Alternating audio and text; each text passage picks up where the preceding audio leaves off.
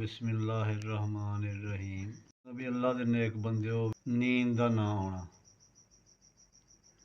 नींद दा ना आना ते मैदे दा अल्सर, ब्लड प्रैशर जिहदा हाई हुंदा होवे, और मजीद पुराना नज़ला जुकाम, बलगम रेशा, जोड़ां दा दर्द, ये सारी जिन्नियां चीज़ां गणियां ने ना, इन्हां दे वास्ते एक छोटा जिहा नुस्खा है।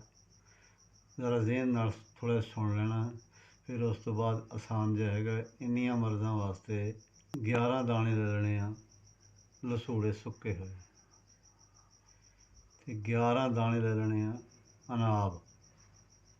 अनाब दे, ते 11 दाने बेही दाना इन्हां नूं 1 किलो पानी नूं पा के ते इन्हां नूं उबालना शुरू कर देना।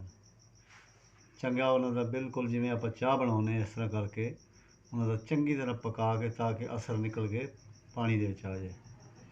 ते उस विच जे कोई शुगर दा मरीज़ है तो मिट्ठा ना इस्तेमाल करे, ना शक्कर, ना कोई चीज़। ते जे उन्होंने कोई शुगर का मसला नहीं, फिर वो शहद भी पा सकता, चीनी भी पा सकता, हसबे ज़रूरत।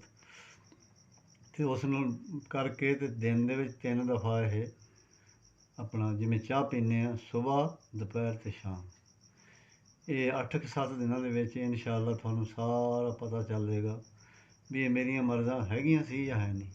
लेकिन मेरा अल्लाह चाहेगा तो सारा कुछ हो जाएगा। अगर तकदीर दे विच दुख है ना, वो ना कोई हकीम कट सकदा, ना कोई दवाई कट सकदी। हुक्म उसे दा होना तो सारा कुछ होना।